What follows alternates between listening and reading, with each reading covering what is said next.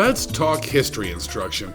And specifically, let's talk about how we can use AI through a series of prompts to help students understand not only what happened during historical events, what happened in history, but also why it was important and why it continues to be important. Basically, to get them fully immersed in the content and help answer the question, so what?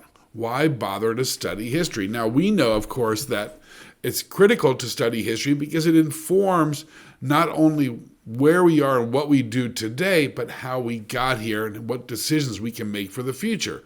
But how do we show that to kids? Well, here is a series of prompts and strategies using AI to help address that question.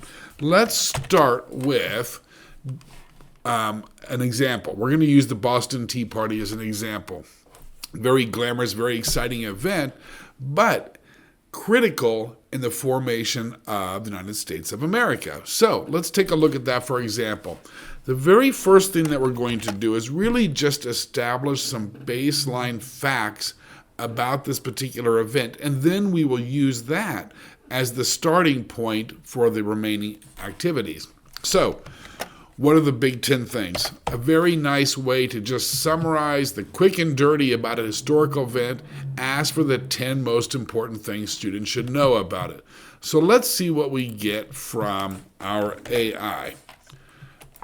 And we do need to start here because the follow-up prompts are going to draw from this discussion. All right, so 10 8th grade students, 10 things, 8th grade students, 10 things they should know. Protest, tea, unfair taxes, etc., etc., etc. So here are just the baseline information about this event. It's our starting point. Now this, I might put it on a poster in the wall. I might give it to the students. We're going to talk through it just so they've got the starting facts and the context for deeper exploration. All right, so that is number one. Now, number two, we're going to create a mind map.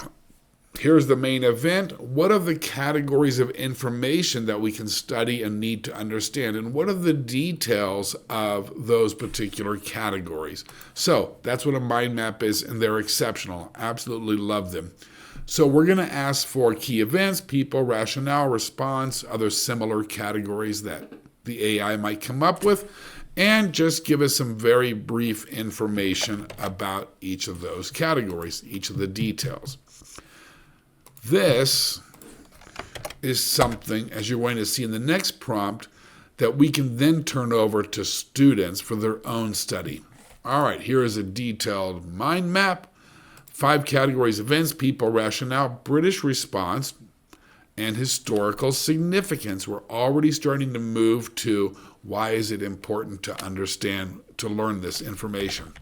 All right, central node, that's our center of our map. Tea Party mind map, key events, etc. Key people, and there's my little brief description of these. Now, I might have students work on this to create some kind of a graphical organizer using this text.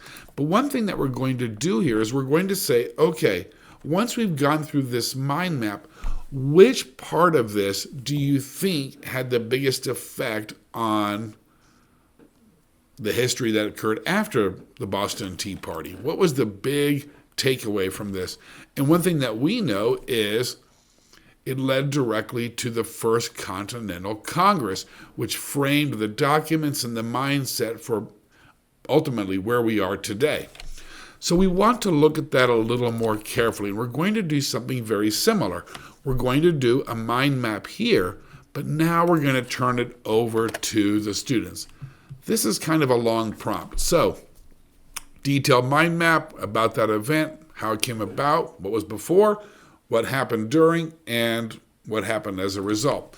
What I want is a student worksheet with title and topic and all those standard things. Then, for the categories of information, I want to give kids some clues, but I want them to do their own study.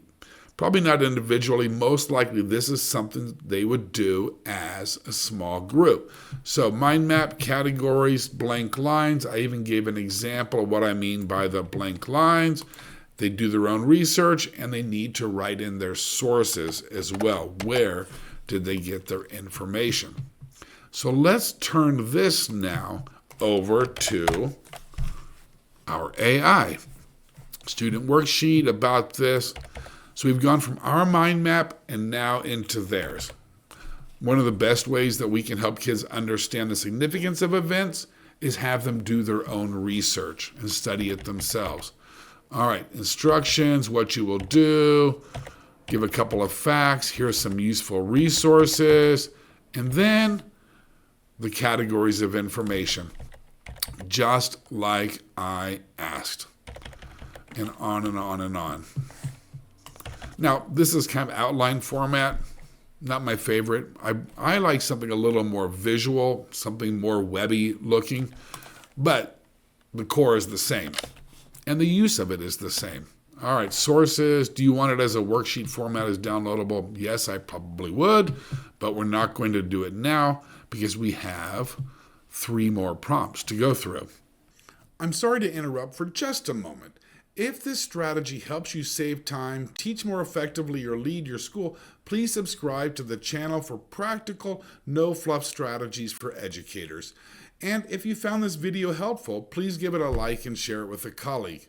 On the other hand, if you're a principal or a PD lead looking to prepare your staff for the challenges and opportunities of AI, contact us to schedule customized interactive training grounded in what educators really need. And one more thing, please make sure to click our newsletter link in the description and get your free AI starter guide, plus monthly strategies, resources, and information for using AI to improve student achievement. Now, back to the video. Now, prompt number 4, we need to start moving from facts and information into understanding and analysis and application of the information. And whenever we do that, we're going to go straight to Bloom's taxonomy. So what are some of the things that we can have students work on, master, discuss, understand, research from the facts all the way through the analytical piece? And we do that with questions for each level of Bloom's taxonomy. So I should end up with 30 questions here. 6 levels, 5 per each.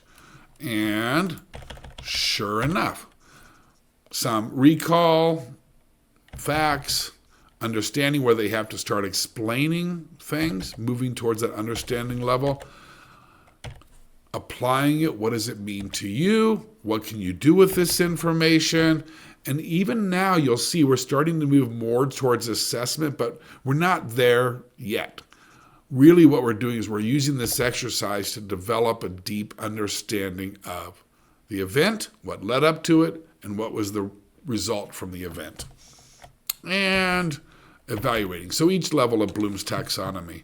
We're going to use some of these in discussion. We're going to turn some of these over to kids for their own work, their own project, their own research, and producing new original work. All right, so it gives a lot of guidance to kids, but it also gives some opportunities for the students to dig deeper and understand more fully. Now, one question I do recommend dealing with why bother is how might our lives be different today if this never occurred? We're going to do this in discussion. We're going to have the students work on it in small groups, but we can turn it over to our AI to see, are there some things perhaps that the students didn't think of? So we can even ask that question of AI. And here are some different things that might have been different, or things that might have been different if that event didn't occur. All right. Do you want a student version? Oh. Or a printable reflection activity? Yeah, that would be pretty cool. You can try that one on your own. And that brings us to the last, which is how are we actually going to assess their understanding? Multiple choice, essay, short answer, get kind of dull after a while. So is there anything else we can do to assess understanding? And our AI is going to give us a lot of options. Some great, some not so great, but there are some good ones in here. All right, so that is using AI to help teach historical events. I hope you found it useful. Take care.